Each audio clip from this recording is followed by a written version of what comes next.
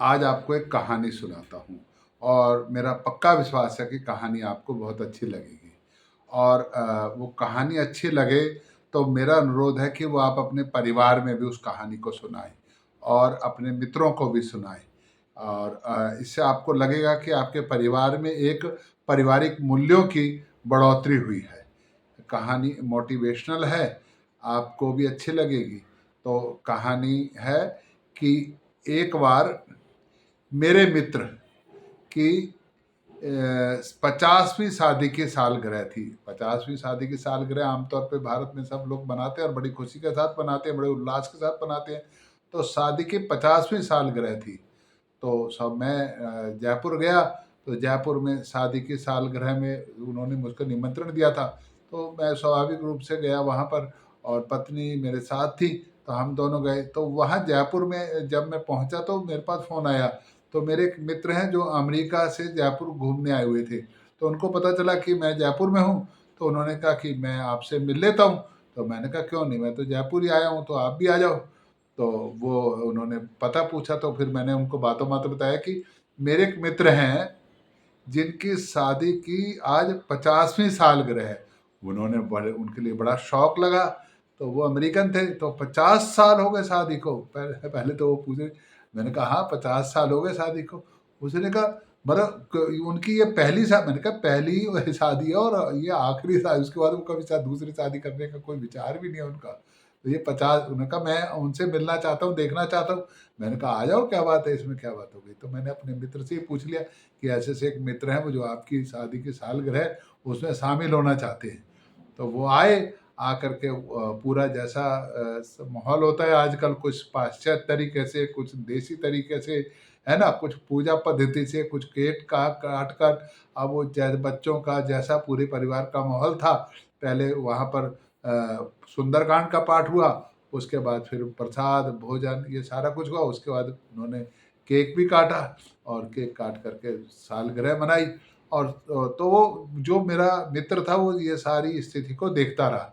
देखते-देखते उसने अंत में जब सब चले गए तो मैंने सोचा पता नहीं ये क्यों रुका, तो उसने कहा कि मैं आपके मित्र से कुछ बात करना चाहता हूँ।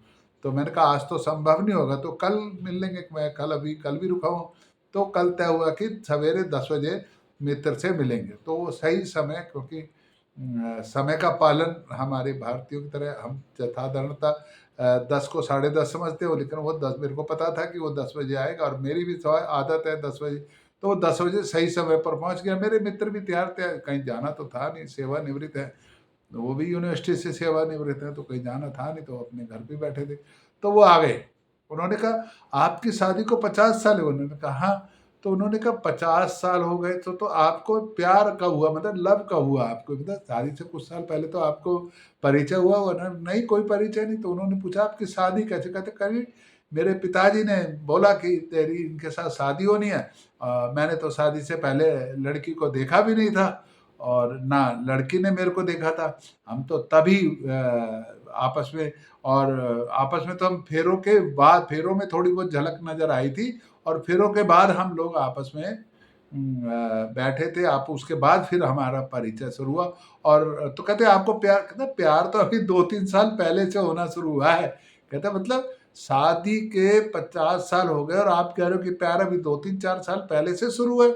ये बात कुछ उन्होंने कहा कि बात समझ में नहीं आई। कहते हाँ भाई, जब हमारी शादी हुई तो शादी जो थी उसके बाद फिर बच्चे हुए, बच्चों के बाद पालने लगे, तो ये तो पारिवारिक ज़िम्मेदारियाँ निभाते रहे। मैं और वो मिल कर के परिवार को आगे बढ़ाया, परिवार को बनाया, बच्चे पढ़ाए, बच्चे पढ़ाने के बाद अब बच्चे सेटल हो गए और जब बच्चे सेटल हो गए तो फिर हमने एक-दूसरे को जानना शुरू करा, तब समझ में आया। नहीं तो अभी तक तो पारिवारिक ज़िम्मेदारी थी, मैं भी सर्विस करता था, वो भी सर्विस करती थी, दोनों सर, तो क्या उसको तो प्यार तो अब शुरू है, अब समझ में आए एक-दूसरे की आदतें, सारा कुछ।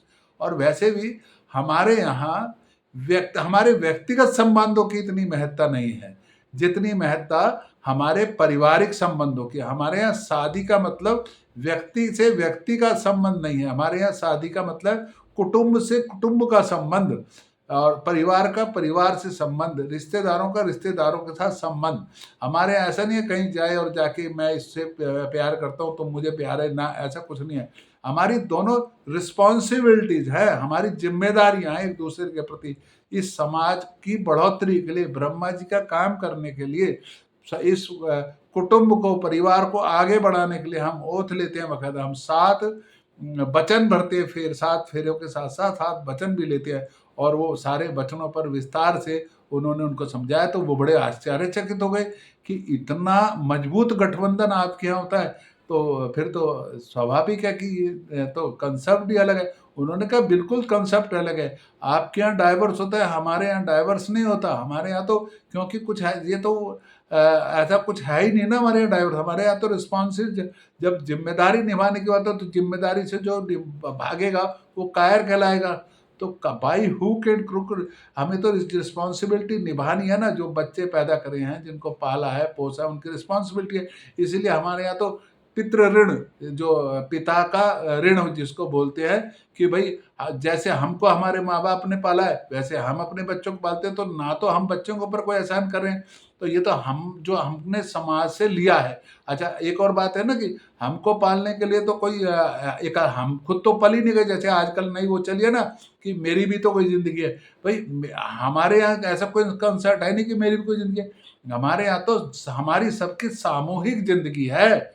मतलब ऐसा नहीं है कि जैसे तुम कह रहे हो ना कि इंडिविजुअल, हमारे यहाँ इंडिविजुअल व्यक्तित्व एक है, लेकिन उसकी परिभाषा कुछ अलग है। बाकी तो हमारे यहाँ तो देखो, अगर मुझको डेवलप करने के लिए मेरी माँ का, मेरे पिताजी का, मेरे भाई का, मेरी बहन का, मेरे बुआ का, मेरे फूफा का, मेरे जीजा का, मेरे चाचा का, चाची का, ताऊ का, ताई का, दादा का, दादी का, नाने का, नानी का, मामा का, मामी का, सबका योगदान रहा है। मैं कैसे भूल सकता हूँ। सब ने मुझको गोदी में खिलाया है, सब ने मुझको बैठकर पाठ पढ़ाया है, सब ने मेरे को चलना सिखाया है, सब ने मुझको खाना खाना खिलाया, सब ने मेरी पसंद नापसंद का ख्याल करा है। फिर जब मैं विद्यालय में गया तो वहाँ पर आचार्यों ने, और इवन देन मैं तो कहता हूँ कि मेरे को डेवलप करने में मेरे मित्रों का भी बड़ा हाथ है। तो मैं कैसे कह सकता हूँ कि मेरी अपनी ज़िंदगी है, मेरी निजी ज़िंदगी क्या है? मेरी नहीं, इस पूरे हम सब की, मैं तो कह रहा हूँ आपकी भी, ये सामूहिक रिस्पॉन्सिबिलिटी है। तो मेरा मित्र बड़ा अच्छा कहता है, फिर उसने कहा कि या आप सब, ये कहते हैं हमारी जेनेटिक है, हम बचपन से हमारे घरों में सब माहौल ही इस प्रकार का है। कहता है तभी वो हिंदू थीसिस पर, हिंदू परिवार पर जो मेरा एक मित्र थीसिस लिख रहा है, तो अब बात समझ में आई कि वो इतना क्यों हिंदू परिवारों से मिलता जुलता है, क्यों वो बार बार वो वहाँ मेरे को बोलता था कि इसलिए मैं जब इंडिया आया था तो मैंने कहा था एक बार हिंदू परिवार से मिलूंगा। ये तो इनका धन्यवाद करूंगा कि इन्होंने मेरे को आपसे मिलने का मौका रहा। लेकिन मैं तो 50 साल परिवार के, हमारे यहाँ तो 10 साल भी कोई निभा ले। बोले जी आप तो 50 साल की बात करते हो, हमारे यहाँ तो हम किसी संगठन के सदस्य बन जाए तो पीढ़ी दर पीढ़ी निभाते हैं, आप तो परिवार की बात कर रहे हो। हमारे यहाँ संबंध इतने आसानी से छोड़ते नहीं हैं। तो उन्होंने कहा वाह, कि तो बहुत अच्छी पारिवारिक व्यवस्था है, बहुत अच्छी कुटुंब व्यवस्था है, लेकिन पता नहीं क्यों अभी भी नकल करके एक अच्छी व्यवस्था को भी हमारे ही कुछ लोग तहस नहस करने में लगे हैं। तो अगर ये आपको कहानी मेरी पसंद आई हो तो मैं कहता हूँ कि पूरे परिवार को सुनाइए और आगे भी इसको भेजिए। धन्यवाद जी।